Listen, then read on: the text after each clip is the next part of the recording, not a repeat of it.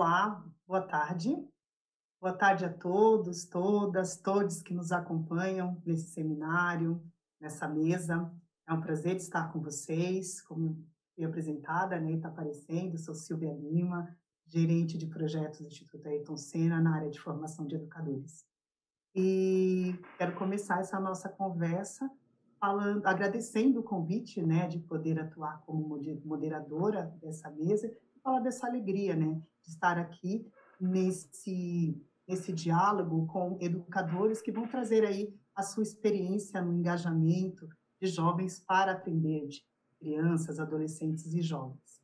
É um momento muito especial, principalmente considerando, né, o contexto que a gente está vivendo, o quanto é fundamental, o quanto está sendo importante dialogar de como despertar o desejo no outro em aprender.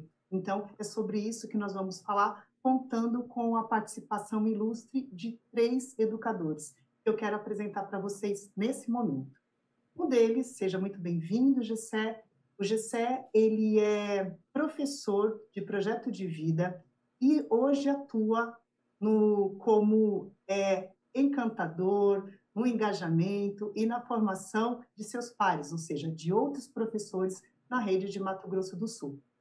Contaremos também com a participação de uma educadora, de uma professora, e que atua como gestora, apoiando outros professores, apoiando outros, tendo apoio de formadores, no desenvolvimento, né, de um trabalho junto aos estudantes, no que diz respeito ao projeto de vida. Na rede de São Paulo, estou me referindo a Cássia, né? Então, uma excelente gestora com quem eu tenho a oportunidade de trabalhar aqui no estado de São Paulo. E também vai compor essa mesa, né, de debate Edgar. O Edgar, vocês já viram, né, ele é CEO do FabLab, ele é um entusiasta e um ativista, né, da cultura MEC, sendo uma referência no Brasil, e ele vai trazer para a gente, né, com toda a sua experiência, com toda a sua criatividade, qual é o trabalho que ele realiza em Recife e que visa aí o engajamento, a motivação e o desenvolvimento do potencial criativo de crianças e jovens. O que é fundamental indicar? Que além da participação desses queridos educadores, nós contaremos também nessa mesa, nesse painel, com a participação de representantes, né, gestores, representantes, e que são aí muito queridos de todos nós, né? Contaremos com a participação da professora Leira Persolo, que é vice-presidente do Concede e está representando aqui todo o time do Concede. E contaremos também com a participação do professor Luiz Miguel Garcia, que é presidente da Undime, ok? Eles eu irei apresentar com mais detalhes quando for o momento da fala deles, combinado? Porque eu tenho certeza que vocês estão muito interessados em começar a ouvir aí os educadores falando. E por isso, eu abro aqui o espaço e convido você, Gessé, para compartilhar conosco, nesses 10 minutos que você tem, o trabalho, o magnífico trabalho que vocês, da Rede de Mato Grosso do Sul, têm realizado, que visa aí o desenvolvimento integral dos estudantes. Então, eu passo a palavra para ti, Gessé.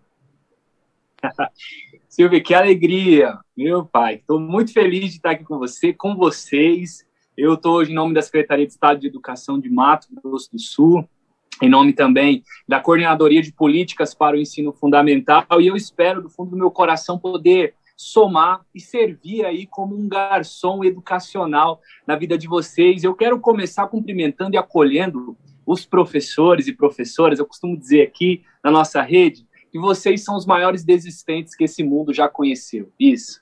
Vocês desistem todos os dias de desistir. Então, eu quero acolher vocês, cumprimentar vocês e dizer muito obrigado pelo trabalho que vocês têm desenvolvido, em especial os professores da Rede Estadual de Mato Grosso do Sul, que são comprometidíssimos e guerreiros aqui. E eu tenho muito orgulho de caminhar com todos. E hoje eu espero aí poder partilhar com vocês essas experiências e estou muito feliz porque isso dialoga muito com o nosso propósito de vida. E se a gente está falando de propósito, de motivação, a gente está falando muito além do nosso umbigo, a gente está falando do outro, a gente está falando do nós. Eu gosto muito de um verso de um poeta da literatura periférica, chamado Bim, que ele fala que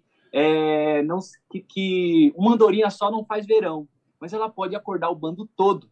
E é isso que os professores têm feito. nós temos acordado o bando todo, acordado projetos de vida, nós temos, pouco a pouco, motivado uns aos outros e também se automotivado nesse processo. E como diz o Tião Rocha, um antropólogo e educador, não se faz educação no singular, mas educação se faz no plural. E hoje eu estou aqui, Silvia, para compartilhar um pouquinho do que nós temos desenvolvido aqui na rede estadual de Mato Grosso do Sul. E eu quero dizer que, mais uma vez, como eu sou feliz de caminhar com cada professor e professora aqui da nossa rede, e se eu pudesse dividir, colocar 3 objetivos nessa fala bem compilada minha, eu dividiria em 3 pontos. No que nós acreditamos, como nós temos feito e o impacto que isso tem gerado para os professores e para os estudantes, todo esse processo de engajamento. Eu começo dizendo com vocês, para vocês, o seguinte: nós acreditamos fielmente, estudamos, nos apropriamos, trocamos aqui nos nossos encontros e acreditamos nessa educação integral, nessa educação que visa esse desenvolvimento pleno, todo esse processo que é contemplado no componente projeto de vida. E olha que legal, gente, aqui no nosso estado o projeto de vida se estendeu para toda a rede, então a gente atende desde os anos iniciais até os anos finais e no ensino médio.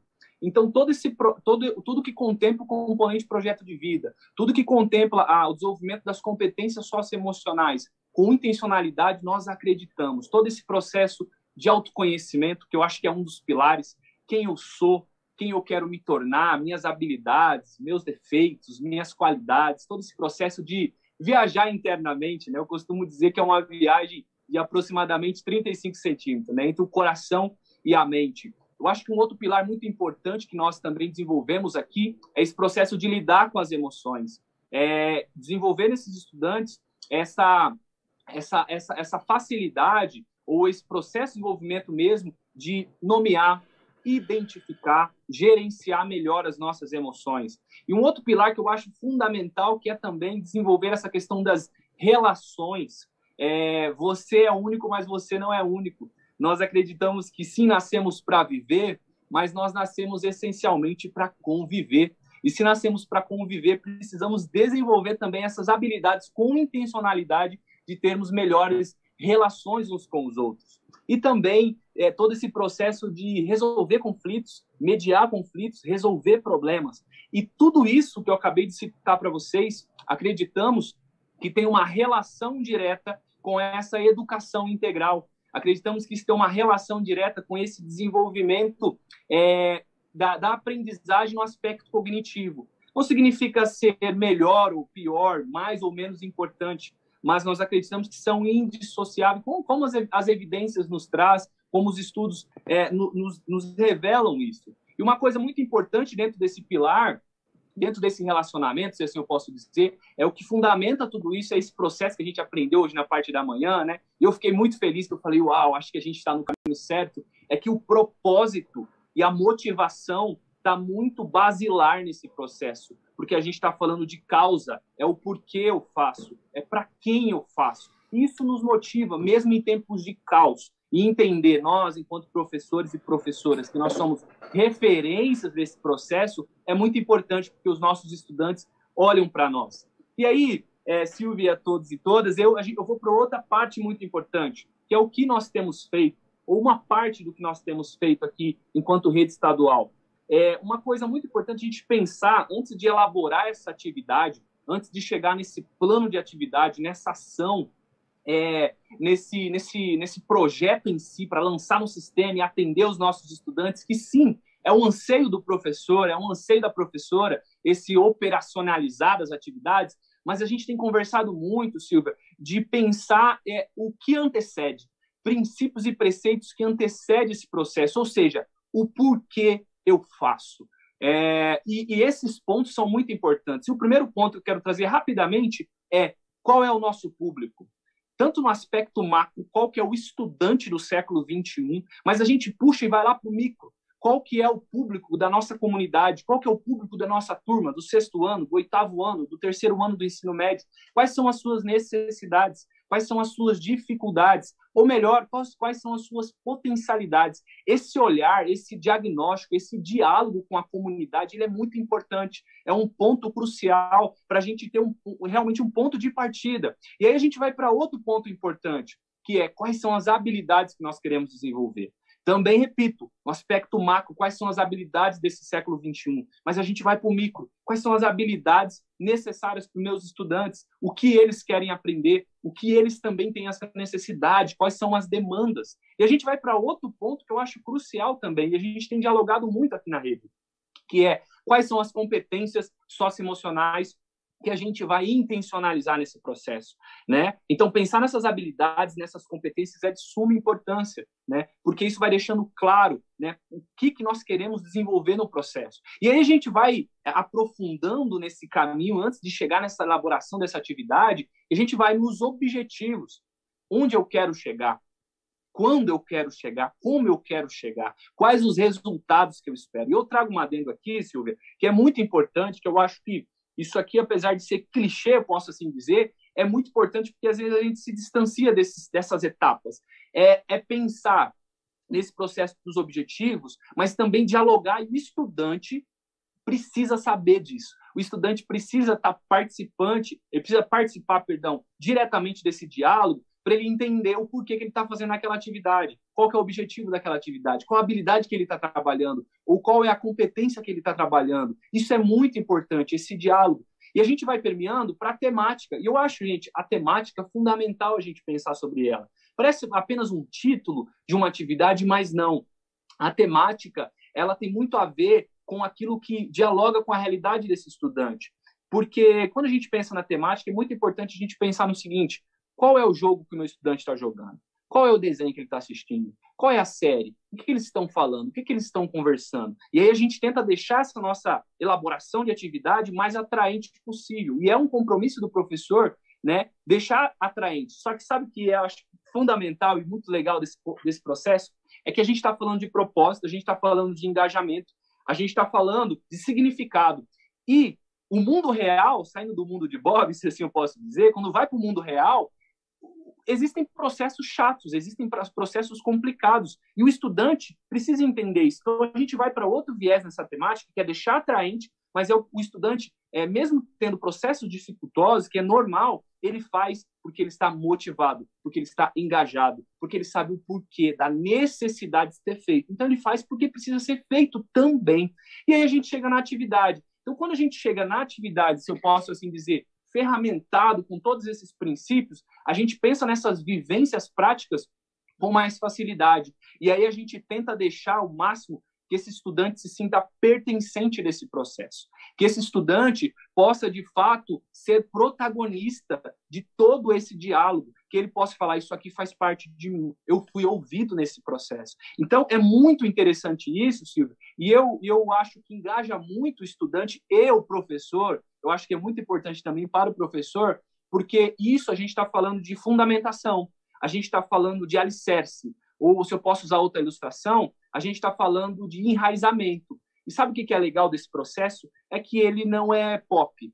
Ninguém às vezes vê o que está acontecendo por trás, do professor pensando em tudo isso. Mas ele é o que segura essa casa educacional. Ele é o que sustenta, e como uma árvore, como eu ilustrei aqui, é o que dá fruto, são as raízes, né? Então é muito importante fundamentar esse processo, porque isso faz muito sentido para o professor. E eu gosto muito de algumas falas, até do Edgar, que vai trazer posteriormente, quando ele fala que o erro faz parte, e realmente muito importante, porque se errarmos no caminho, a gente sabe o que nós estamos errando e por que nós estamos errando, e está tudo bem. Então, eu acho isso muito importante. E aí, dentro desse processo, a utilização das metodologias diversificadas é o que também permite esse estudante ser protagonista, autônomo, e também ser parte e perceber o significado de tudo isso. E, para concluir, eu quero fechar falando alguns relatos do que isso tem causado aqui na rede estadual. E, repito, tem dado tudo certo? Tem sido tudo maravilhoso? Não tem sido tudo maravilhoso, porque a gente está vivendo um caos mundial. Mas a gente tem, sim, colhido muitos frutos, Silvia, e a gente tem estado muito feliz nesse processo. E um deles são os professores, os estudantes se engajando nas atividades, os estudantes dando feedback, isso tem nos alegrado muito, mas também os professores percebendo e se apropriando do componente projeto de vida, das competências socioemocionais, e revendo os seus projetos de vida. Eu até me emociono, porque esses relatos não ouvi nenhuma nem duas vezes, foram vários nas nossas trocas. Professores falando: eu estou pensando agora no meu projeto de vida, que talvez eu nem tinha um tão elaborado. Então, isso tem sido feito muito sentido, porque o professor se apropriando, ele entende que ele é referência, e o aluno, o estudante, olha para esse professor. Então, pensar nisso tem sido muito importante, e também nós temos desenvolvido ações aqui, enquanto coordenadoria de políticas para o ensino fundamental, ações em que possa ser feito esse trabalho de forma interdisciplinar, de forma integrada. A gente não pode se isolar, a gente não pode isolar as competências socioemocionais, a gente não pode isolar o projeto de vida. Isso tem que ser integrado com os outros componentes, e a gente tem estado muito feliz porque cada vez mais tem ficado uma coisa conjunta, tá? E para fechar, uma coisa que tem deixado muito claro também nesse processo é como os professores também têm olhado para esse estudante de forma integral e olhado para si também como um professor integral. Hoje eu estou aqui falando com vocês com uma espinha dorsal, se assim eu posso dizer, de um professor, mas eu trago aqui para vocês as minhas falhas, eu também trago na minha fala um pouquinho de pai de gêmeos que eu sou, um pouquinho de poeta que eu gosto. Então, essa integralidade ela é muito importante no estudante, ela é centro, ela vem da base, a gente tem que priorizar, mas o professor também ele também faz parte desse consenso integral. Então, isso tem sido muito interessante, todo esse processo de fundamentação, de alicerces e de fundamentação para a gente construir essa casa educacional e resistir mesmo em meio a esse caos que a gente está vivenciando. Então, finalizo a minha fala honrando e agradecendo mais uma vez os professores aqui da Rede Estadual de Mato Grosso do Sul e todos também do Brasil, porque eles têm se comprometido, mesmo em meio a essas dificuldades, têm prosseguido e combatido esse bom combate educacional. Obrigado, Silvio. Eu é que agradeço, Gessé, a sua fala, agradeço a sua participação nesse encontro, agradeço o compartilhamento dessa experiência de Mato Grosso do Sul, que é a nossa parceira de anos, você parceiro de anos. Então, nós é que agradecemos esse espaço de troca e o compartilhamento dessa rica experiência. E se você me permite, enquanto você foi falando, nós já tivemos a oportunidade de conversar e eu falei do encantamento, né, do trabalho que vocês realizam em Mato Grosso do Sul.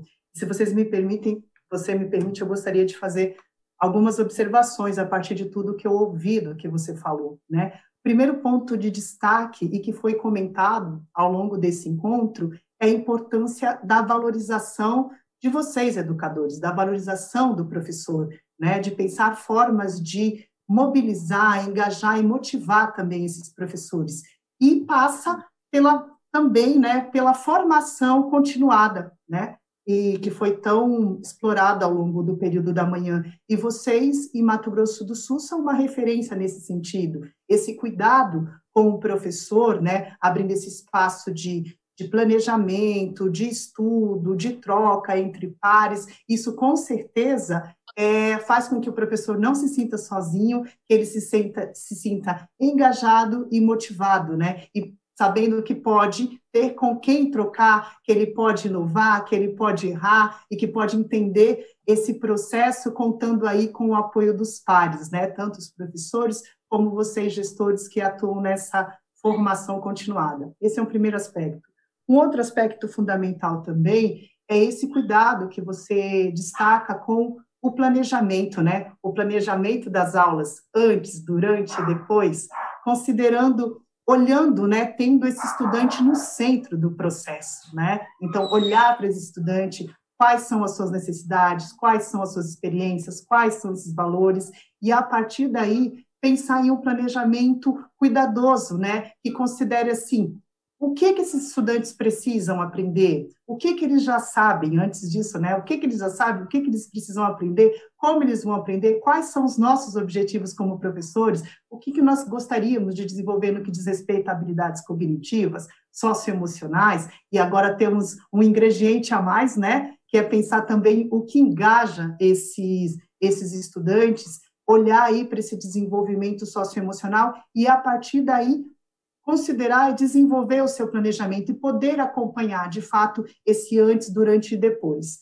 E um aspecto também que você traz do planejamento, que eu acho fundamental, é assim, como envolver, como garantir uma participação ativa e protagônica de todos os estudantes, né, de modo que eles possam se conectar com os seus interesses, com as suas necessidades, né, poder fazer escolha. Então, olhar para o planejamento é um aspecto que vocês trouxeram e que consideramos fundamental e que fala muito da motivação para práticas pedagógicas, que é fundamental tanto para o professor quanto para os estudantes que vão receber, né, os resultados desse trabalho.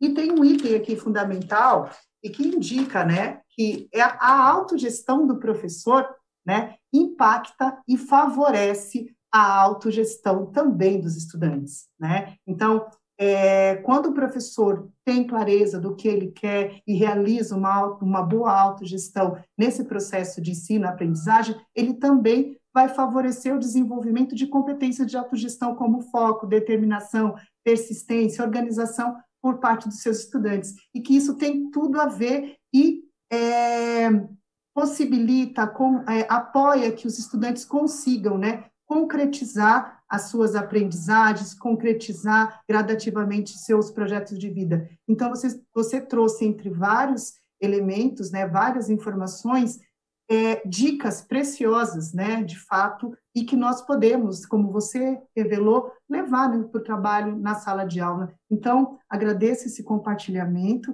e vamos seguir aí. Tem outros elementos, você já fez até um link com a fala do Edgar, que também aqui está nos acompanhando. Então, nós vamos, ao longo dessa nossa conversa, ir costurando, porque a fala de vocês são muito complementares já, que falam de promoção de uma educação integral. Então, agora, agradeço, Gessé, e dando seguimento, convido você, Cássia, para compartilhar conosco aí a experiência e o trabalho com o componente Projeto de Vida na rede de São Paulo. Então, a palavra agora está contigo, Cássia. Então, boa tarde, queria agradecer a todos pelo convite, Instituto Ayrton Senna pelo convite, é um prazer estar aqui representando, né, a Secretaria de Educação do Estado de São Paulo, estar aqui com o professor Luiz Miguel, que acompanhou a gente aqui em São Paulo com o trabalho do currículo paulista, né, com todos os municípios participando. Então, e a gente começou esse trabalho aqui em São Paulo, né, da base, e a gente pensou, né, como que a gente vai alinhar a BNCC, novos conteúdos que a BNCC já trazia numa perspectiva da educação integral, né?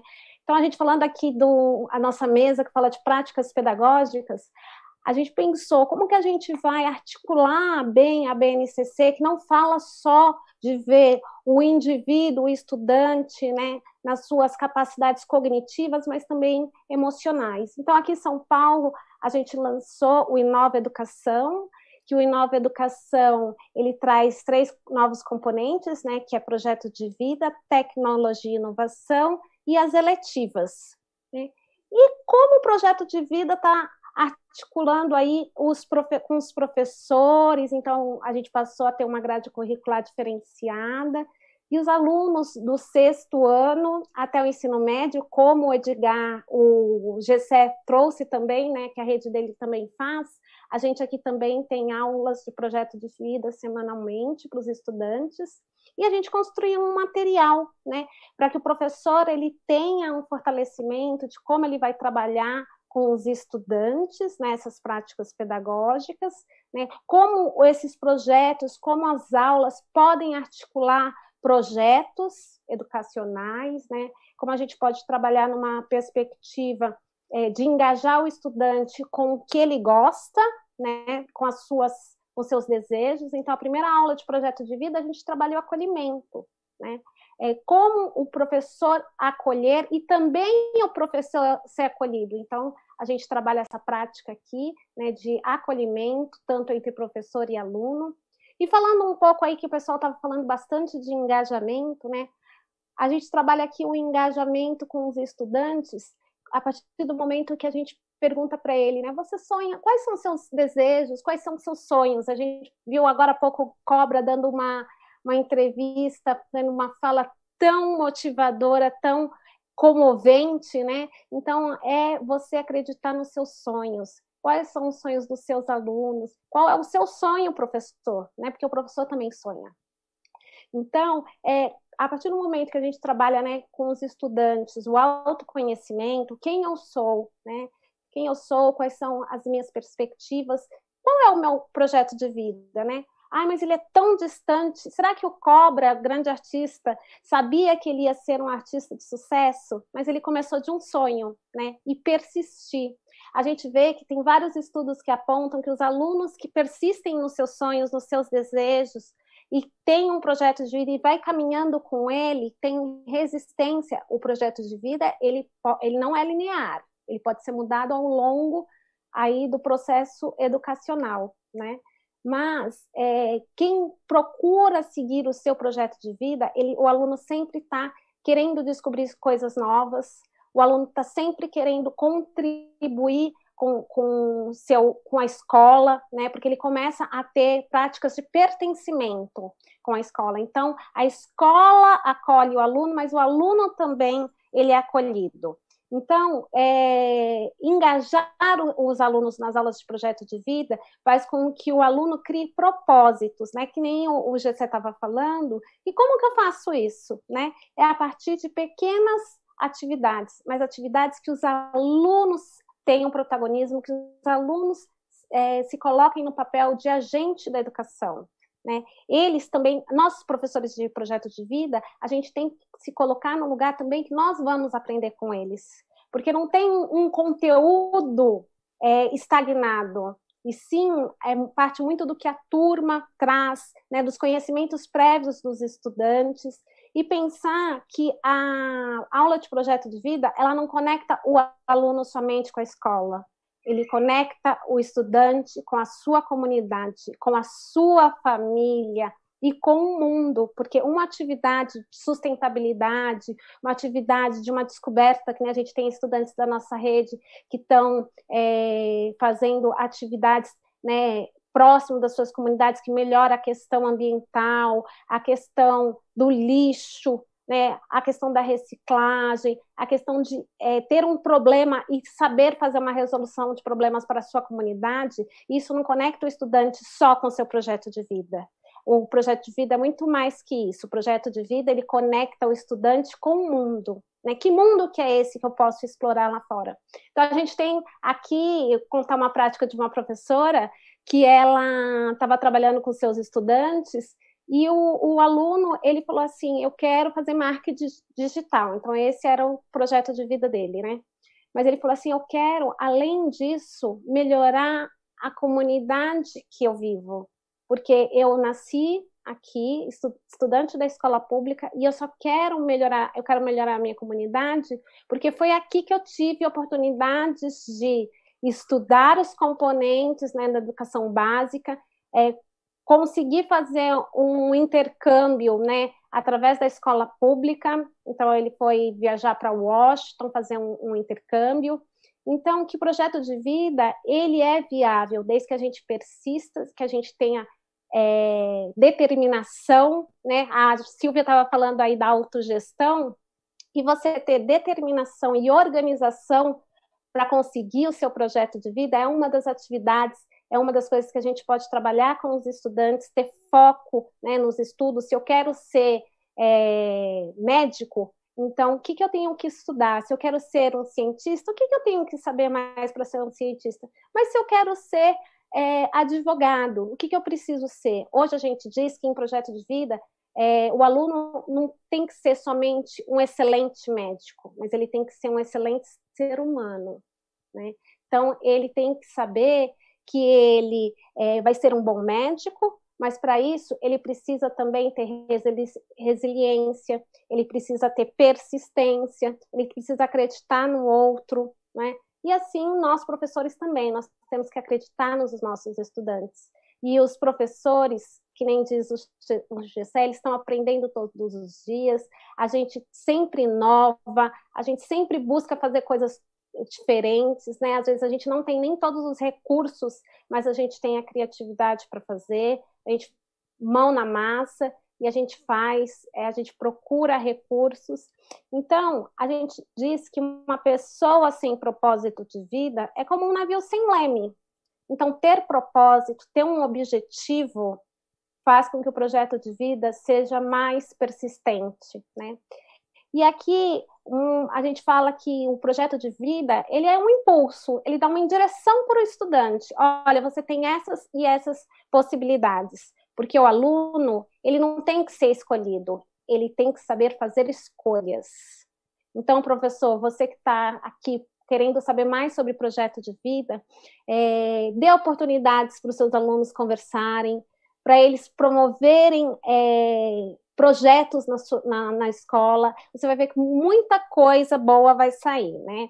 E para a gente também falar da autorregulação, os estudantes, conforme eles vão planejando os seus projetos de vida, eles também vão tendo uma autorreflexão do que eles podem fazer, aonde eles podem mudar, que se eles derem 2 passos para frente, mas não conseguir o terceiro, qual é o plano, né, para conseguir alcançar o projeto de vida, porque não é fácil, né? A gente tem que ter determinação. Então, eu quero prestar o vestibular, eu prestei esse ano, não passei, então como que eu vou fazer o ano que vem, né?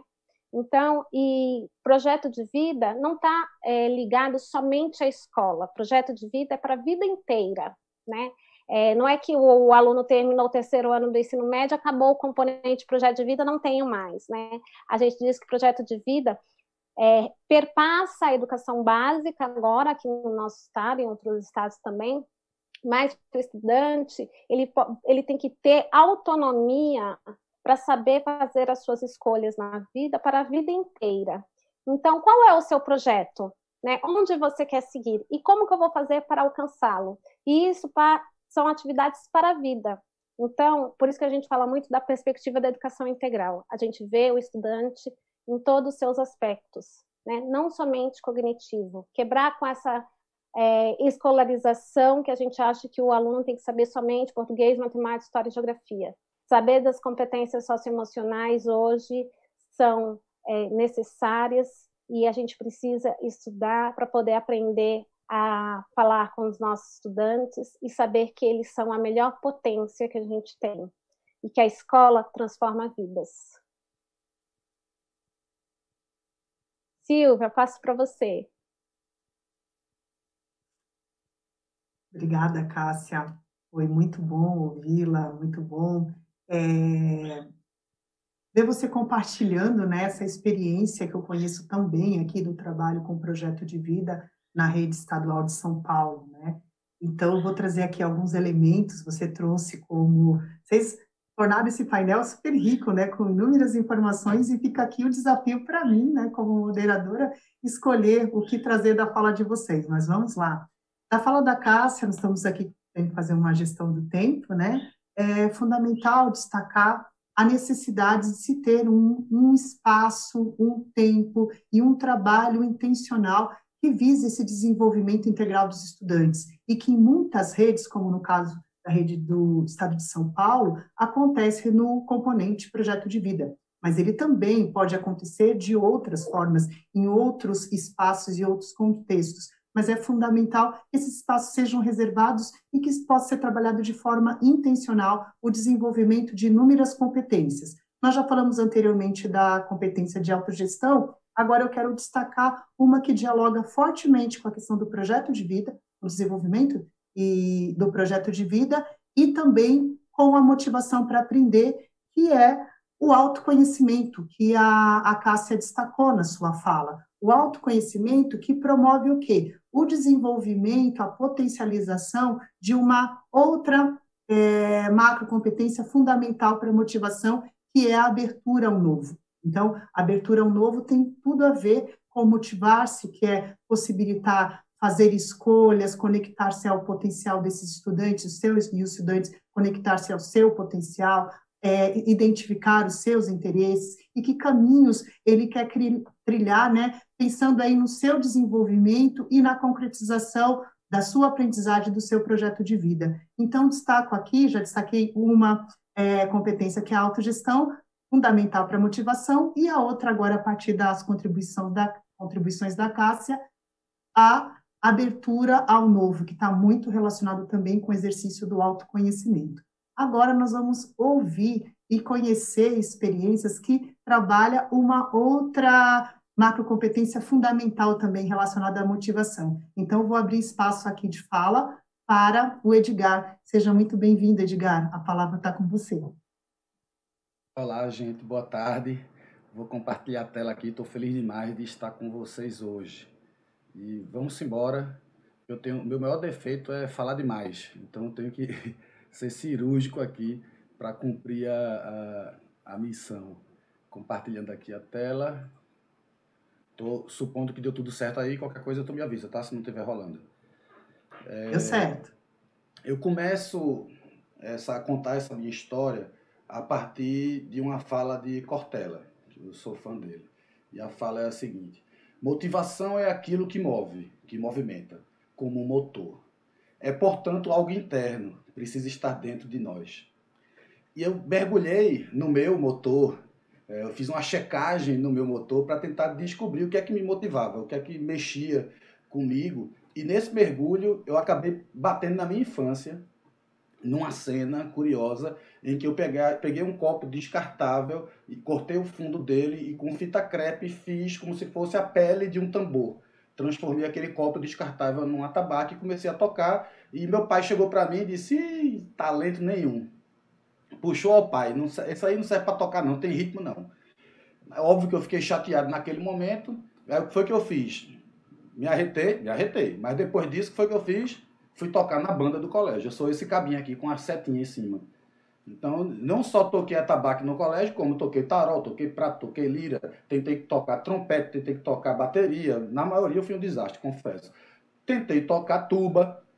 E aí o grande aprendizado com a tuba não foi a música, porque eu também não consegui tocar. Mas eu me apaixonei por esse instrumento e se você vier para Recife e for para o Amante de Glória, você vai me encontrar aqui do lado da tuba branca, tá certo? Porque é o meu instrumento favorito no carnaval. E aí nesse mergulho, voltando para a minha vida profissional, eu descobri que ao longo da minha trajetória eu terminei tentando botar na rua mais de 200 projetos, possivelmente 300, eu vou fazer esse mapeamento, depois eu compartilho com vocês. E eu descobri que eu sou o resultado de todas essas doidices, ou seja, muitas ideias que nem saíram da minha cabeça, muitas ideias que ficaram no papel, outras que foram para a rua e deram certo e outras que foram para a rua e deram errado. Então, nesses 30 anos de carreira, eu estou meio ré, carcaça velha cansada, nesses 30 anos de carreira, eu sou o resultado dessas experiências, comemorações, frustrações, erros e acertos. E arrisco dizer, apontar dos motivos para a motivação se tornar tão relevante nesse momento que a gente vive, que isso se tornou o nome desse evento que a gente está fazendo aqui. E agradeço demais por ter sido convidado e estar com essa galera massa aqui nesse momento. Nos últimos 180 anos, a gente construiu um modelo de sociedade baseado no consumo, baseado na capacidade que uma pessoa tem de acumular riquezas. E quanto mais riquezas essa pessoa acumula, mais bem-sucedida ela é. E desde a escola, a gente escuta frases como: esse menino aí não vai ser ninguém na vida. Essa menina não vai chegar lá, não. Esse danado do chegar lá, desse lugar mágico chamado lá, terminou gerando uma pressão absurda na cabeça dessa galera, dessa juventude, e o resultado, o aumento absurdo dos transtornos mentais na adolescência. E para que essa pressão toda? Para metade dos jovens correr o risco de não se inserirem no mercado de trabalho nos próximos anos. Ou seja, será que esse modelo, baseado na capacidade de decorar coisas, baseado na capacidade de uma pessoa tirar 10 ou não, faz sentido? Será que ele impulsiona a gente para a vida, para o mundo real, para o mercado, de uma forma eficiente? Eu acho que não. E aí eu trouxe, em resumo, na verdade seriam 4 experiências, mas quando eu ensaiei eu vi que não dava, então cortei para 2. Então eu trouxe 2 de 4 experiências que foram determinantes na minha vida. Uma delas, a minha experiência como representante da Incide, um fundo de investimentos, e o meu papel era como uma espécie de olheiro no campo do futebol, identificar empresas, startups, que tinham potencial escalabilidade, que podiam virar um grande negócio. E eu conectava essas empresas com esse fundo de investimentos. Qual foi o meu grande aprendizado, além de entender que não tinha problema nenhum em um negócio não dar certo, que antes eu sofria muito com isso. E depois dessa experiência eu percebi que era natural que negócios não vingassem. Eu cheguei à conclusão de que eu não queria ser um unicórnio. Um unicórnio é como o movimento de startups chamam, uma empresa que chegou a valer $1 bilhão. Ou seja, eu descobri que eu não queria ser bilionário, eu não queria entrar nessa lógica facebookiana de que todo negócio tem que ser escalável globalmente. E eu descobri, refletindo, que todas as pessoas ricas que eu conhecia se lascavam muito de trabalhar. E eu não queria isso para mim, eu não queria me lascar de trabalhar. Eu queria morar na praia. E Durante a pandemia, eu tive uma experiência maravilhosa com Mariana, minha companheira, e João e Otto, filhos da gente, de morar nesse lugar, nessas imagens que vocês estão vendo aí. Passou 8 meses morando aí, não dá tempo de contar por quê, mas deu uma treta no apartamento e a gente terminou batendo nesse lugar maravilhoso. E por que isso foi mágico? Porque a gente descobriu que dá para morar junto à natureza e trabalhar, pelo menos no tipo de trabalho que a gente tem. Eu projeto hoje minha vida morando num lugar assim, não necessariamente esse, mas eu tendo a possibilidade de fazer o que eu mais gosto, que é interagir com pessoas, conversar com pessoas, é estar aqui com vocês nesse momento. E, essencialmente, juntando gente diferente. Na minha visão, para inovar é fundamental juntar gente diferente. E a cada conversa dessa, a cada troca dessa, eu aprendo mais, eu redefino e refino e redesenho tudo que está no meu juízo e vou recriando minha história todo dia. E teve um outro marco fundamental, que foi quando a gente descobriu o Fab Lab Recife. E a gente começou numa salinha de 12 metros quadrados, que só entravam de 3 em 3 pessoas, para hoje estarmos no Porto Digital, num lugar que cabe um monte de gente, que dá para fazer um bocado de confusão. E no meio dessa caminhada, a gente terminou entrando nas escolas privadas. Foi uma surpresa, porque a gente não se imaginava mexendo e envolvidos com educação. E menos ainda, a gente jamais imaginava que a gente tivesse alguma conexão com a BNCC. E quando a gente mergulhou, a gente descobriu que o que a gente fazia tinha total conexão com as expectativas de redesenho dessa escola que a gente tanto provocava. E a gente terminou batendo também em Belo Jardim, uma cidade a 200 quilômetros de Recife, que, numa parceria com o Instituto Conceição Moura e com Baterias Moura, e nessa parceria a gente começou a rodar essas experiências com estudantes de escolas técnicas e percebemos como, com essa galera, essas habilidades, que não são habilidades do futuro, para mim são habilidades do presente, já que as empresas já demitem um bocado de gente por questões comportamentais. Então a gente conseguiu perceber o quanto essas habilidades eram potencializadas através dessas experiências que a gente rodava, e que no final das contas é um processo simples de design, em que você identifica um problema, roda o processo de ideação, prototipa uma possível solução e depois compartilha o resultado. No meio dessa confusão, a gente termina conhecendo a Adriele, nessa foto aí, essa menina linda, que é filha de um cara que trabalha com serviços gerais, e a mãe dele, que é gari, e a mãe dele trabalha com serviços gerais, e ela achava que seguiria o mesmo caminho. Nessa parceria da gente com a Prefeitura do Recife, a gente começou a rodar nossas experiências com escolas da rede municipal do Fundo 2. E não, eu não vou contar agora não. No finalzinho, ela mesma vai contar a história dela. Eu vou avançar aqui com vocês. Por quê? O que é que interessa pra gente? O que nos interessa é ajudar essa galera, ajudar essa juventude a descobrir o que é que interessa a ela. Esse é que é o ponto de partida, para depois que descobrirem seus interesses, seus sonhos, seus desejos, suas habilidades, descobrir o que é que precisa fazer, inclusive fortalecendo algumas dessas habilidades para que consigam realizar seus desejos. E aí que a gente entra no meio dessa confusão toda para ajudar no fortalecimento dessas danadas dessas habilidades. E nessa visão da escola híbrida, da escola integral, eu sonho com uma escola que, nessa escola, tenha menos bunda na cadeira e mais fazeção, como eu costumo dizer por aqui, mais moeção. A galera trocando experiências, experimentando coisas, fazendo coisas diferentes a partir dos conteúdos que poderão adquirir em qualquer lugar, de casa, no remoto, enfim. Mas a escola, na minha visão, deveria ser um lugar de brincadeira, de experimentação. E a partir desse desenho, a cabeça dessa juventude, a cabeça dessa galera passa a se conectar com o universo, passa a não ter limites de conexões, de possibilidades, e ainda mais com a certeza de que essa galera é capaz de construir seu próprio caminho. A filosofia do movimento maker entra como um elemento de conexão, talvez de inspiração, para mover essa galera a um novo modelo de sociedade, para direcionar essa galera para um novo modelo de sociedade, meio que fazendo um resgate do óbvio, que é faça mais, compre menos, compartilhe conhecimento, colabore, seja agente da transformação, seja da sua rua, seja da sua cidade ou do mundo.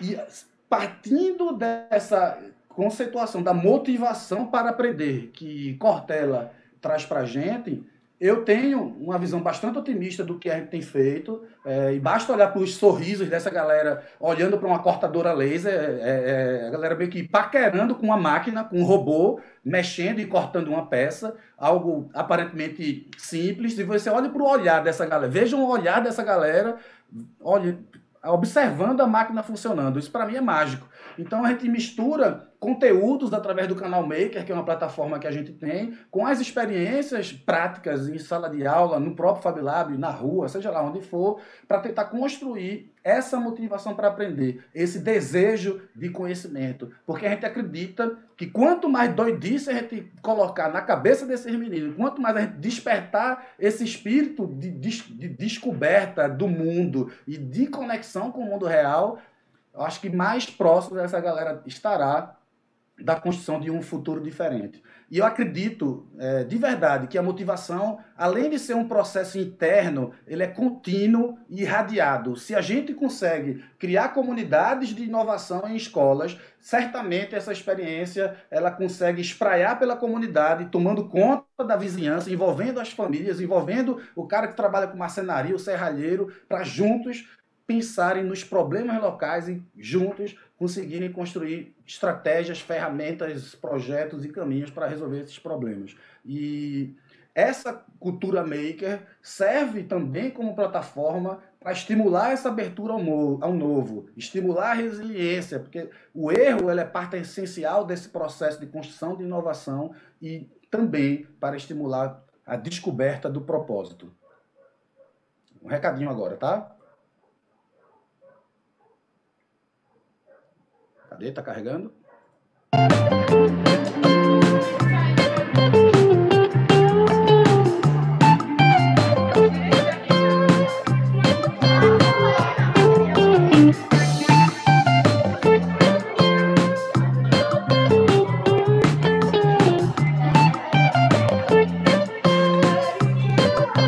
A gente tem muitas ideias, como todo mundo, todo ser humano. Costumo dizer que a gente armazena num potinho e guarda.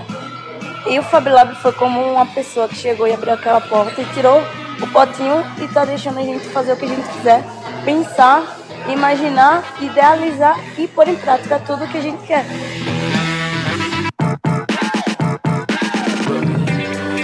Eu não sabia o que era uma tico-tico. Eu gosto de fazer tudo. Sou muito boa, sou boa em quase tudo que eu faço. Tudo tem um jeito pra tudo. Tem um jeito pra tudo. A gente consegue refazer as coisas. Aí eu venho aqui toda terça-feira, eu queria todo dia. E pra cá eu gosto. Eu tenho mais ideias, vários procedimentos assim que minha mente cria que eu não consigo criar em sala de aula. Assim que a gente vê um problema, a gente já pensa, será que eu posso fazer alguma coisa por aquilo? Você aprende muito, você interage, você consegue liberar toda a sua criatividade, você não sente vergonha de ser você mesmo, você libera, dá ideia. Uma amiga da minha tia levou um liquidificador que a própria ciência técnica tinha recusado, tinha dito que não tinha conserto e que eles não iam consertar. E eu consegui consertar. E aí, naquele momento que eu vi que nenhuma pessoa, porque eu sempre tinha essa questão do adulto. Então, o adulto sempre vai fazer melhor que eu aprendi que não. Eu adoro design. E eu juntei as coisas, como eu gosto de ter aprender sobre todas as características em geral. Então, design, engenharia, a questão da funcionalidade dos produtos e tal. Então, às vezes eu olho um equipamento e começo a entender o que é que o engenheiro pensou na hora de fazer, que é muito legal.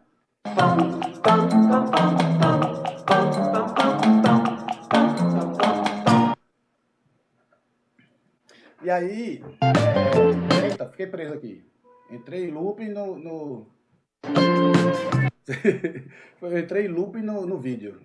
E termina que, para fechar, tem um lema que eu repito 200 vezes por dia, que é: para inovar é fundamental errar muito, errar rápido, errar barato. Eu acho que a maior barreira que a gente tem para a inovação, e isso vale para tudo, vale para as coisas que a gente deixa de fazer em casa, para o medo que a gente tem de testar uma aula diferente e de repente a turma não curtir, ou a turma não aderir, não engajar nela. Eu acho que essa é a principal barreira, é o que mais atrapalha a vida da gente. E se tem uma coisa, quando me digo, o que é que a gente faz para começar? Eu acho que o primeiro exercício que a gente tem que fazer é começar a exercitar o enfrentamento desse medo de errar. pô, teve uma ideia, vai lá e faz, bota na rua, materializa, avalia os resultados e tenta refazer.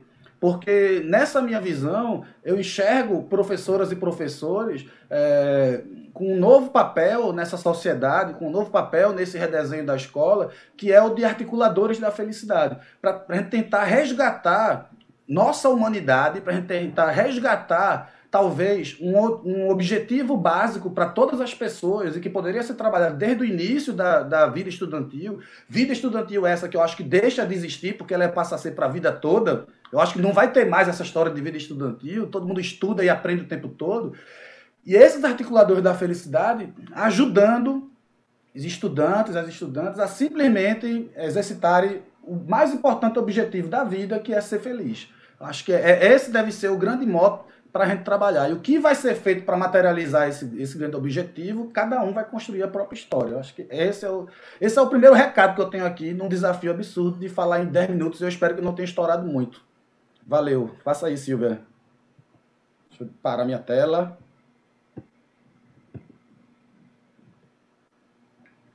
Obrigada, Edgar. Eu estourei muito, Silvia, porque eu botei um cronômetro aqui todo bonitinho para eu calcular o meu tempo e não passar muito, e eu terminei esquecendo de começar aí. Quando eu percebi, já estava na metade. Tranquilo, tranquilo. A gente nem percebeu, passou rápido esse tempo, mesmo que tenha sido mais que 10 minutos. Foi muito engajador, motivador mesmo. Então, fica sempre o desafio, né, de tirar uma síntese aí do que vocês trouxeram. Então, agora... lança aí, fico com esse desafio, Edgar, de destacar na sua fala, entre vários pontos, vários itens fundamentais que você trouxe, complementando aí, então, gente, vamos somando aí contribuições do Gessé, da Cássia e do Edgar, né? Então, vou destacar aqui na sua fala, Edgar, o que me chamou a atenção, a necessidade, né, de identificar e valorizar novas formas que visem, né, esse ensino e aprendizagem e que foquem no potencial criativo, tanto do professor quanto dos estudantes, né, como uma forma de engajar, né, de mobilizar e convocar a vontade desses estudantes de participar, de gerar brilho nos olhos, e isso parte do interesse, né. Um outro ponto fundamental também, que me chamou a atenção na sua fala, é que você trouxe a cultura maker, né, como um elemento, né, facilitador e uma ferramenta pedagógica que pode engajar os estudantes. E podemos destacar também que é fundamental o professor identificar outras metodologias, que são metodologias ativas, que potencializam, né, e colocam o estudante nesse lugar de quem aprende sendo desafiado, aprende a resolver problemas, e ao ser convidado a acertar, a errar, a pensar fora da casinha, da caixinha, né, a exercitar o que a gente chama de abertura ao novo, esse estudante desenvolve diferentes competências, né, como a autogestão, como a abertura ao novo, e você destacou fortemente essa questão da resiliência emocional, que é aprender com o erro. Ali é de fato onde a gente aprende, quando a gente erra, quando a gente aprende a lidar com emoções como a tolerância ao estresse, a tolerância à frustração, exercitar a autoconfiança. Então, destaco aí, né, da sua fala, a importância da inovação nas práticas, né, para motivar tanto educadores quanto estudantes. Então, Edgar, grata aí pela sua participação, pela sua contribuição, e que possamos, sim, né, ter mais espaço de diálogo e troca entre nós, que é tão fundamental. Um outro item que você trouxe é a questão da colaboração e do trabalho em time, né? Que ninguém faz nada sozinho e não aprende sozinho. Então, gente, avançou nesse tempo aí de conversa com vocês, né? Avançou bastante. Então, para acolher o que os participantes estão trazendo, e seguimos nesse diálogo, eu gostaria de lançar uma pergunta que chegou, tá bom? E a ideia, eu até costumo brincar, a ideia é responder, olha, estou lançando um desafio para ti, tá, Edgar? Responder em ritmo cena, tá? Então, eu vou lançar a pergunta e aí vocês busquem responder de forma bastante objetiva. Posso contar com o apoio de vocês? Então, a pergunta é a seguinte, né? Na opinião de vocês, qual é a principal contribuição do tema desse seminário para a prática de vocês como educadores? De tudo que vocês ouviram até então, o que vocês gostariam de destacar? Porque a experiência no trabalho de engajamento e mobilização dos estudantes, vocês já realizam. Agora, sim, quais foram e quais as contribuições que vocês já identificam e que vocês consideram que pode levar para o trabalho de vocês como educadores, para potencializá-lo ainda mais? Então, quem gostaria de começar a responder essa pergunta? Já vou aqui, que estou na agulha aqui, com o microfone aberto. Perfeito, vamos lá. Tá bom. Silvia, eu acho o seguinte, que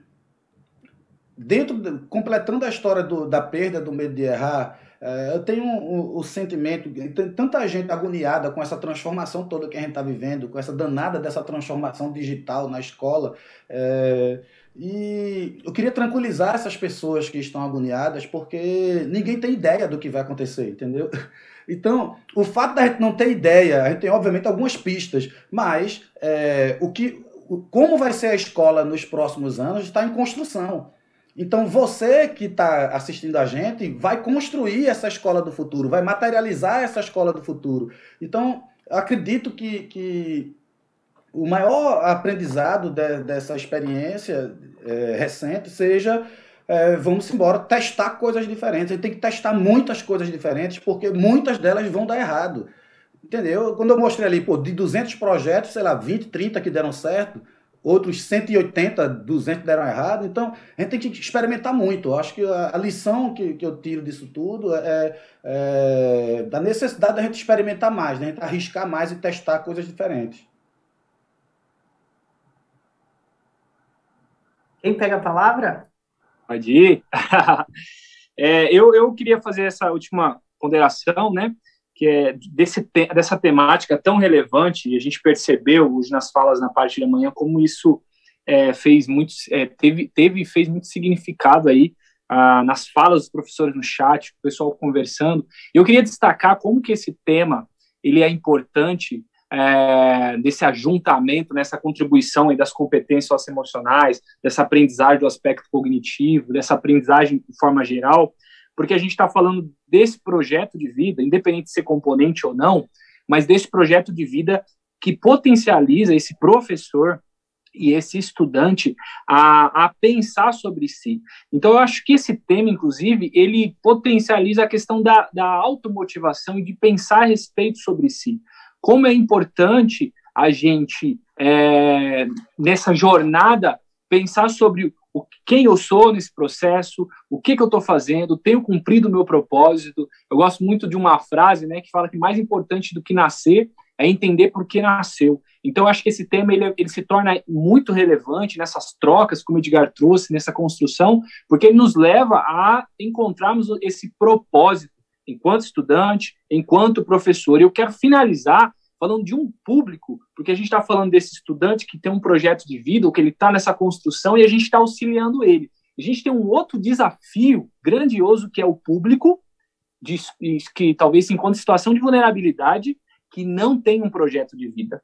Estudantes que, talvez por diversos traumas, diversas vulnerabilidades, ele não consegue vislumbrar 1 ano, 10 anos, 20 anos, ou amanhã, porque ele não tem esse projeto de vida. Então, é muito relevante nós, enquanto professores, ter isso muito bem apropriado para que a gente consiga achar esses meios, e não é fácil, não é uma receitinha de bolo, mas achar meios diversificados para inspirar, principalmente esse estudante que não tem uma perspectiva de vida. Então, eu acho isso muito necessário, porque é uma demanda do século XXI. Cássia? Bom, vou complementar aqui com o que os meus colegas já falaram, né? Mas eu acho que a gente retomar, né, os 4 pilares da educação e aprender a aprender, né?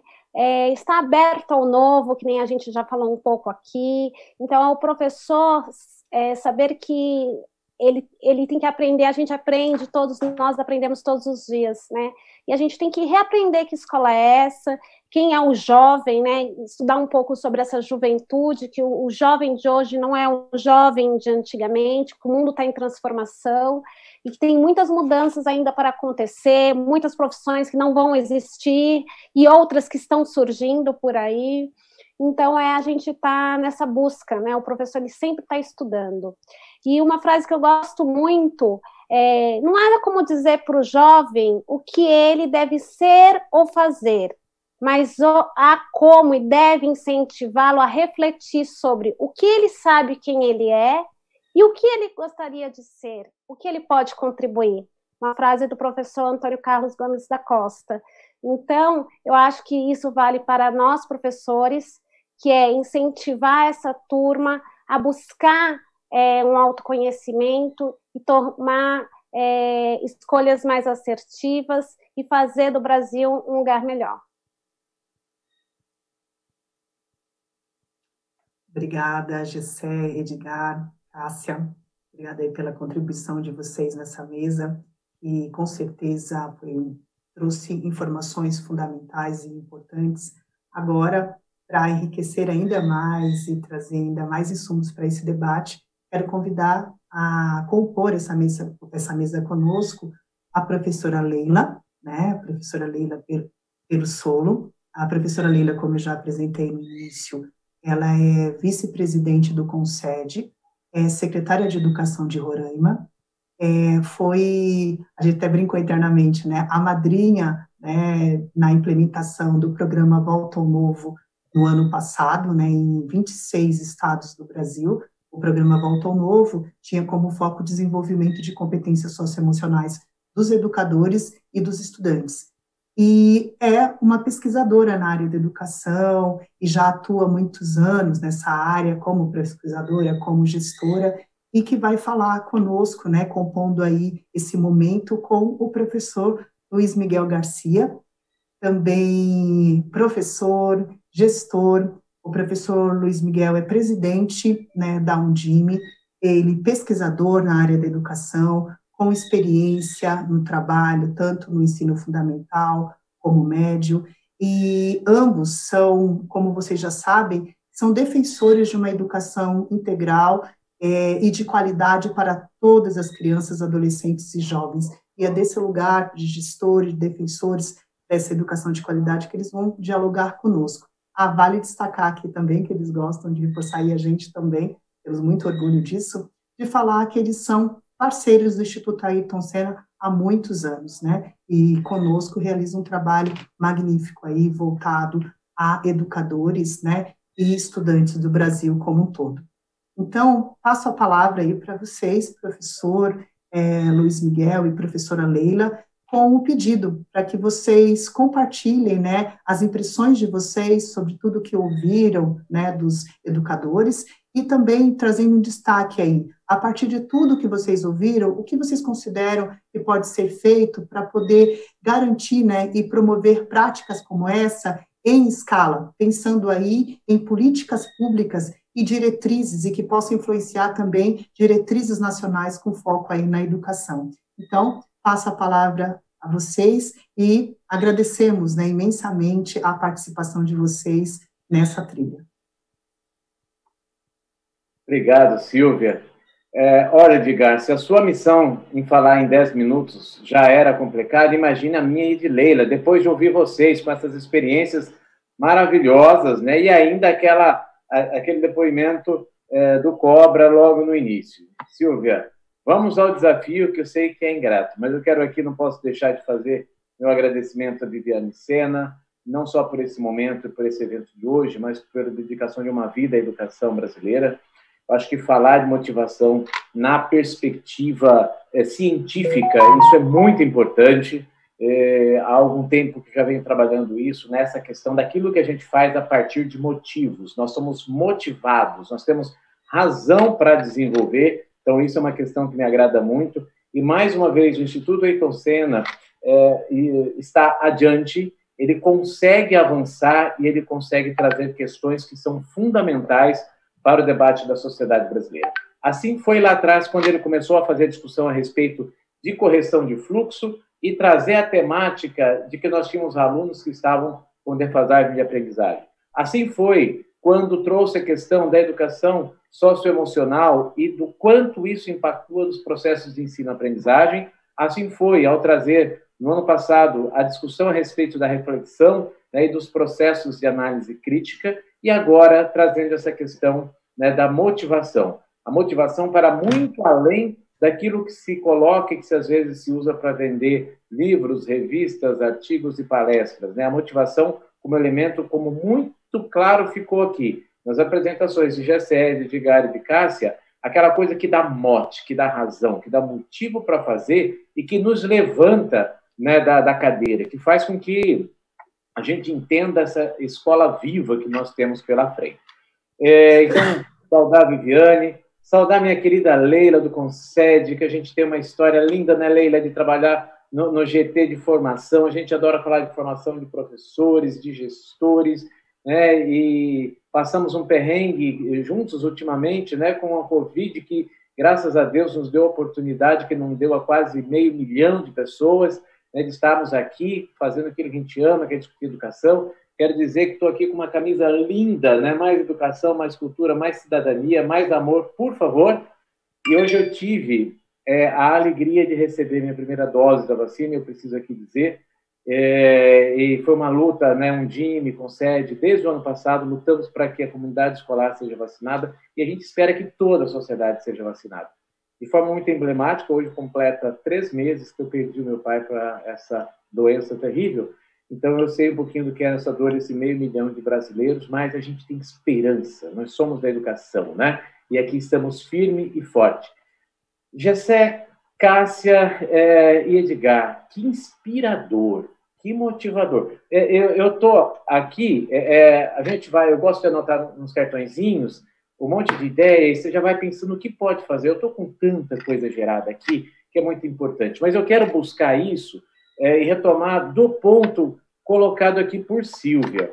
As políticas e as práticas educacionais, motivadoras, transformadoras, elas precisam ganhar escala. Elas não podem acontecer só na história do Edgar, do Gessé, da Cássia, de mais algumas centenas maravilhosas que a gente escuta por aí. Né? Nós tivemos ações de educação infantil, por exemplo, espetaculares durante a pandemia. Está na hora de nós darmos escala para isso. Está na hora de nós, como um DIME, né, que representa todas as redes municipais, são 5.568 redes municipais no Brasil, né, do ponto de vista do Concede, que representa todos os 26 estados do Distrito Federal. Nós precisamos, né, Leila, o nosso papel aqui é pensar um pouco como dar escala para isso. Né? E dar escala significa promover uma educação que não vai depender de ações isoladas, e que se transforma em políticas públicas capazes de serem expandidas. Eu não gosto de usar o termo replicar, porque parece um copia e cola, né? E não tem copia e cola onde tem gente, é inspirar e colocar as pessoas a se provocarem. Tá? E teve uma fala do Edgar aí, que já gerou um projeto, Edgar, eu vou te chamar para fazer a abertura desse projeto aqui, daqui para frente, que eu quero escola bagunçada, barulhenta, ouvindo o barulho da serra tico-tico, né, da furadeira, né, e a gente precisa trazer essas questões, né, aquelas questões mesmo tão inspiradoras quanto um garoto capaz de inventar o vento. Olha que coisa maravilhosa que nós temos, né? E, Edgar, eu fiz a mesma coisa que você, eu esqueci de apertar o botãozinho, acho que é meio de propósito do tempo, mas a Silvia dá uma sinalizada para a gente, tá bom, Silvia? Veja bem, quando nós falamos em motivação como ciência, nós temos que pensar na motivação como um elemento que é potencializador das competências, inclusive das competências socioemocionais, das competências integrais do ser humano, tá? Para além de aluno. Né? A escola não é para formar um aluno, é para formar um cidadão, é para colocar essa pessoa em condição de viver, de transformar, né, de olhar para um pedaço de madeira caído na rua e ali enxergar uma coisa tão brilhante que ela vai pegar aquilo que era uma sucata e vai transformar em algo que vai ser significativo para alguém, seja um artesanato, seja a brasa de uma fogueira para a declamação de uma poesia romântica para quem queira, né? Então, assim, eu vejo esse papel de você ter tudo isso que nós estamos trabalhando nesse evento, espetacular. São elementos científicos que buscam, que dão informação e mostram como isso transforma, como você tem razão para fazer. É a velha questão de você chegar a um momento e falar assim, mas por que eu preciso viver? Eu passei por essa experiência terrível, 12 dias de internação com um tubo de oxigênio, sem ter para onde ser levado, se a coisa piorasse, e foi ficando complicado. E aí você fala, mas por que eu quero viver? Faz sentido? Faz sentido isso? Ah, tá, então eu tenho meus motivos. Tá? Eu tenho... isso lá da poesia, antigamente, a gente chamava dos motes, né? Quando dava aula de literatura. Me deu um mote, né? Você deu um motivo, você deu a razão, e a partir daquilo eu crio. Eu crio a poesia, eu crio a inventividade, eu crio a capacidade de criar, que a gente pode chamar de criatividade, né? E eu acho que isso é muito importante. Eu quero relembrar aqui exemplos muito rápidos que levaram, por exemplo, que motivaram alunos da educação de jovens e adultos. Eu lembro que há tempos atrás, né, pré-internet, nós tínhamos lá, eu ia falar com alunos de educação de jovens e adultos, senhoras de 50, 60, 70, 80 anos. Por que você quer ser alfabetizado? Para escrever cartas, para ler a Bíblia, para ter autonomia de ler e fazer a minha compreensão. Olha que coisa espetacular. Isso é libertador. Eu vou ler, eu sei o que está escrito, eu faço a minha interpretação. Tá? Certamente, hoje, está lá, utilizar um celular para além de falar, né? Para poder me comunicar também. Ou seja, a comunicação é vida e é motivação. Tá? Na questão dos estudantes de ensino fundamental, por que eu quero aprender um idioma? Professor, porque eu quero ouvir a música no idioma estrangeiro, porque eu quero ouvir a música, né? Porque eu quero compreender, eu quero ver um filme sem legenda, e assim sucessivamente. Gente, um laboratório de ciência, esse é meu novo grande sonho aqui na rede, um laboratório de ciência, ele é instigador e ele provoca a transformação dos seus alunos. Ele coloca ali curiosidade, e é isso que tem feito falta, motivar os nossos alunos a desenvolver os seus potenciais. Se a gente ficar escutando que matemática é difícil, vai parecer que é difícil, é só um tipo de linguagem. É só um tipo de linguagem. Tá? E outra questão aí muito importante, que eu vou provocar, mas minha querida Leila vai ficar com esse abacaxi para descascar. Vou ainda roubar o tempo da Leila, que já é pequeno. Mas, assim, nós temos hoje uma estrutura da educação brasileira que ela é contramotivacional. Tá? Então, assim, ouvindo o Gessé, ouvindo Kátia, e vendo as coisas que o Edgar traz, porque, infelizmente, tudo que eu anotei que eu queria comentar de vocês não vai dar tempo, mas a gente enxerga uma possibilidade de transformação, né, aí no ensino médio. Tá? Eu acho que, assim, a educação brasileira, como ela está colocada da sua forma tradicional, ela é contraproducente e contramotivacional. Ela trava, ela coloca você para aprender um monte de coisas superficialmente, sendo que você poderia ter uma base, e aí então nós temos a Base Nacional Comum Curricular, né, Cássia, que nós estamos trabalhando para construir os currículos, tá? E aí, Jessé, manda um grande abraço para a Cecília Mota, secretária estadual, né, sua, assim como Cássia também, um grande abraço a Rocieli, né, que são pessoas importantes nesse processo da construção da base, de a gente ter uma noção, mas agora nós precisamos olhar quais são os projetos de vida, a capacidade, a criatividade, aquilo que põe o aluno para fazer o seu projeto acontecer. Então, esse modelo, que é muito conteudista e que tem pouco significado para o aluno, ele precisa, né, e vai ser desconstruído.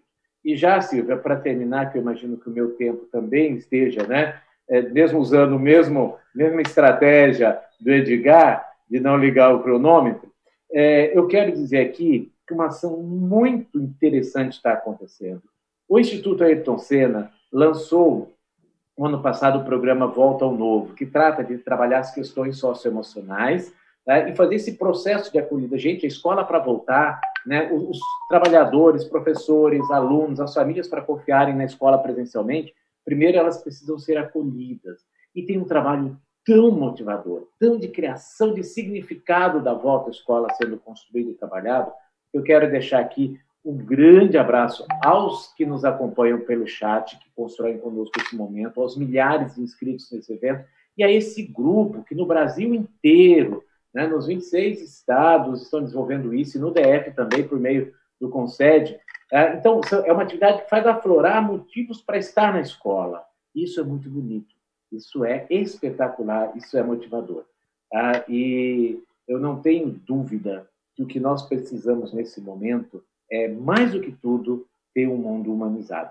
Nós estamos tendo uma lição triste, dura, e para alguns, como eu, viver a experiência da doença, da Covid, a experiência da perda do pai, nesse processo, a gente vai dar que a solução para isso não vai estar no mais rico dos países resolver, está no mundo inteiro resolver. Então, é solidariedade, humanidade, trabalho conjunto, postura reflexiva, crítica, olhar para frente, e esses são motivos mais que suficientes, não só para a gente ir para a escola, mas para a gente viver plenamente. E agradeço muito cada um de vocês pelas aprendizagens desse dia de hoje, desse momento tão especial. Minha querida Silvia, está contigo. Obrigada. Obrigada, professor. É sempre um prazer ouvi-lo, ver o quanto é motivador, né? O quanto você traz de experiência, né? Enriquecedor, e as suas falas nos mobiliza muito. E agora, muito obrigada, e eu quero passar a palavra para a professora Leila. Professora, a palavra está contigo. Aí você viu que o professor Luiz já lançou um desafio para ti, né? Então aí vai dar sequência aí nesse nosso diálogo. Até. Vamos lá, gente. Primeiro eu quero iniciar fazendo um brinde a esse cardápio maravilhoso, as falas exitosas e grandiosas que vieram trazer essa contribuição, dizer ao Gessé, ao Edgar, à Cássia, ao Cobra, ao Luiz Miguel. Ele sempre faz isso, Silvia, comigo, ele sempre fala antes e deixa uma pergunta, mas a gente já combinou antes. E dizer assim aos educadores que estão nos acompanhando, que acompanharam esse cardápio maravilhoso de inspiração, né? De inspiração pela educação, de conhecimento, de amor, de afeto, de cultura, o que nós ouvimos aqui, de criatividade. E eu me sinto assim extremamente emocionada, extremamente feliz, extremamente inspirada, porque educação é o que move a minha alma, o meu sentido, a minha vida. E quando a gente escuta outros educadores de lugares diferentes, de referências diferentes, de histórias diferentes, no momento em que o contexto é único para todos nós, afastamento, isolamento social, distanciamento, Covid, luto coletivo, perdas. Alguns de nós foram acometidos com a Covid, outros não. Mas a gente vê a fala que o Gessé disse. Professor, ele resiste e não desiste. Ele desiste de desistir. Por que o professor, ele resiste, ele luta, ele busca? Porque ele acredita. Porque ele tem o sonho, porque ele chora, mas ao mesmo tempo ele ri. Ele se perde, mas ao mesmo tempo ele se encontra no caminho, né? Ele não se deixa que o caminho o transforme em algo que ele não tenha força, não tenha coragem, não tenha a vontade de prosseguir. E por que isso acontece? Porque o professor, ele às vezes está sozinho, mas na maioria das vezes ele não está sozinho. Ele tem um outro professor que, com outras referências, avançaram um pouco mais ou um pouco menos na sua caminhada, mas que se buscam, que se encontram e que se realiza esse diálogo que nós estamos tendo aqui. A conversa, a experiência, a vivência, a motivação, a resiliência, a volta ao novo, né? E que novo é esse? Eu acho que o primeiro novo, Silvia, é o novo de quem eu sou hoje, é o de quem somos agora, né? Com todo esse contexto da pandemia, com toda essa tecnologia que nós tivemos que aprender, né? No início eu estava aqui fazendo o teste do som, o meu som não estava legal. Aí eu disse assim, espera aí que o meu auxiliar, o técnico, está chegando aqui para me ajudar. Quantos professores nós aprendemos e reaprendemos uma tecnologia que ainda não fazia parte do nosso contexto, da nossa vivência na escola. Então, eu acho que isso que é o grande boom, né, da educação, do profissional da educação, do ser professor, que é esse ser da busca, que é esse ser que se reconhece como inacabado, que é uma essência humana. Porém, essa essência humana, ela é alimentada pela fala do outro, pelas inspirações, pela nossa esperança, pela nossa capacidade de transformar e acreditar na transformação do contexto e principalmente da nossa própria transformação. E aí eu digo para vocês o que é o ensino médio hoje, de grandes desafios. A educação básica, ela é um grande desafio hoje, né? A BNCC nos trouxe desafios, nos trouxe propósitos de objetivos de aprendizagem, de competências, de habilidades, de novos conceitos para a prática pedagógica, para a reconstrução da identidade do professor. E o novo ensino médio ele é extremamente desafiador, porque quem é a nossa juventude, quem é o nosso jovem, quais são os seus sonhos, as suas inspirações, o seu contexto, os seus medos, aquilo que era referência para a sua família, né? E as famílias às vezes cobram muito da escola, eu não aprendi assim, no meu tempo não era assim. E é por isso, Edgar, que quando você apresenta a escola da experimentação, né, do fazer, esse fazer abrir os olhos, né, ou saltar os olhos do Luiz Miguel, porque essa experimentação era a escola do meu tempo de educação infantil, das nossas vivências, né? Da escola da tampinha, do palito, do rasgar papel, da tinta, do brincar. E essa escola, ela se perde no ensino fundamental 1, no ensino fundamental 2 e se perde principalmente no ensino médio. Então, por que a escola não é da experimentação, da educação infantil, a universidade? É o espaço da construção, é o espaço da troca. E aí você usou uma expressão que eu ri daqui, né? Uma escola com menos bunda na cadeira. Ou seja, é a escola do movimento, onde o processo de aprender vai ser na troca, mas não na troca de alguém falando, de alguém sentado escrevendo, ou de alguém pensando, mas de alguém interagindo, né? De correndo para o laboratório, usando o laboratório, trazendo o laboratório para a sala de aula, porque a sala de aula também é um laboratório vivo. E aí, Gessé, vivo das culturas, das pessoas que são diferentes, mas que se aproximam, que precisam se respeitar, se amar, se conhecer, ser solidários nesse momento, né? Então, assim, quando a gente pensa nesse contexto das competências socioemocional, do uso da tecnologia, de um contexto novo que todos nós fomos submetidos de um dia para o outro, né? Ou seja, nós dormimos com uma escola e tivemos que acordar com outra escola, a escola da pandemia, a escola do isolamento social. E é que eu brinco muito, eu digo assim, e eu já fiz isso, eu também já fiz isso, guardo o celular, agora não é hora de celular. Essa escola não existe mais.